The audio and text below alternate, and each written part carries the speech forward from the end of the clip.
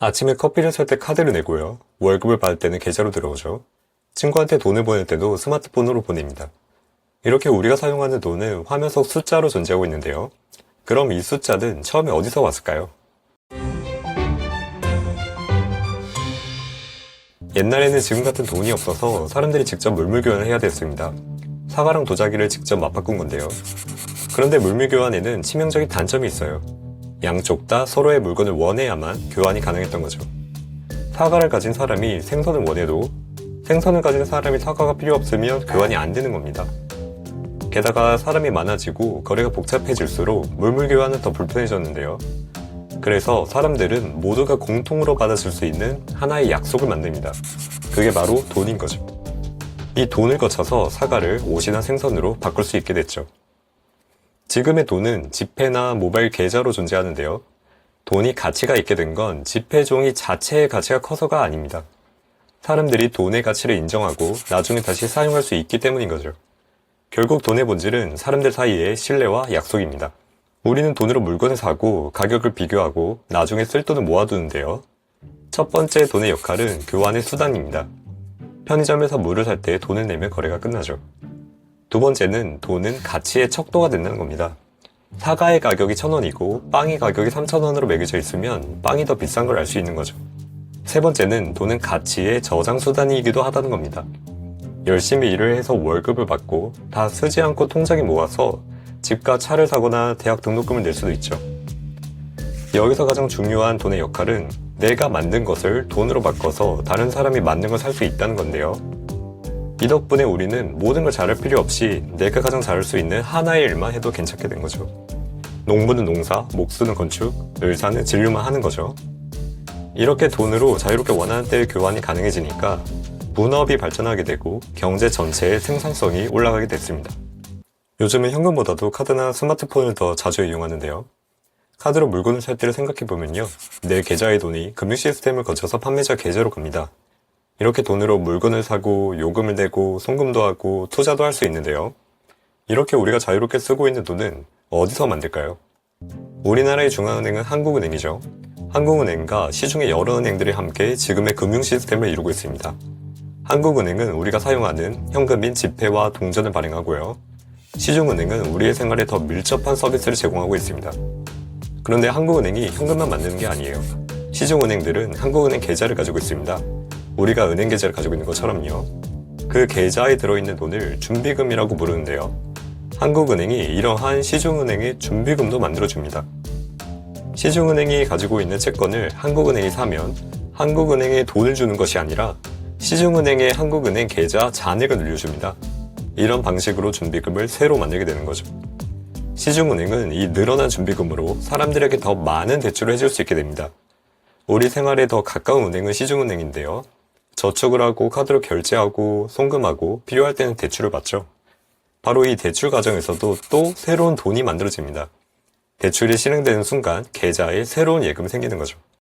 어떤 사람이 집을 사려고 대출을 받는다고 해보면요.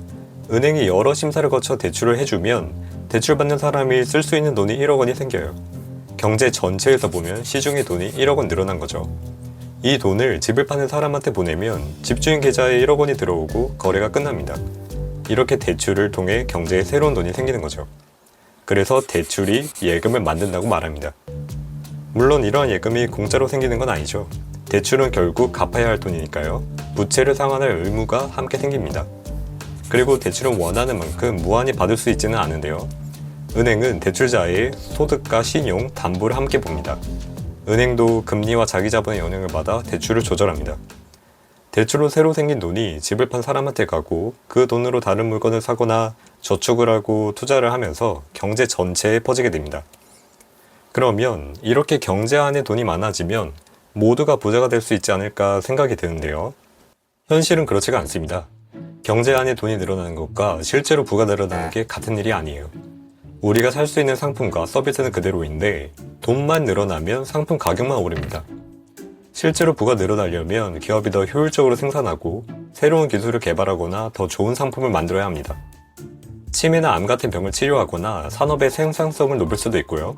더 빨리 이동해 시간을 아끼는 것도 가치 있는 일이 됩니다.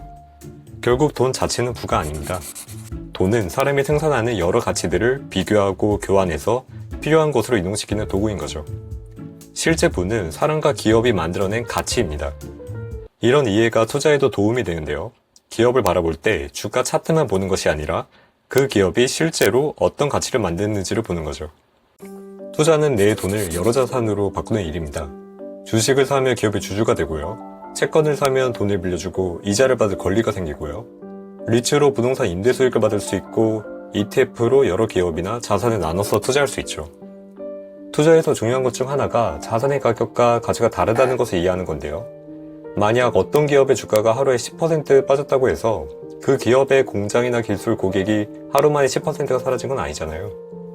기업은 그대로인데 사람들의 기대나 감정 때문에 주가만 크게 움직일 수 있습니다.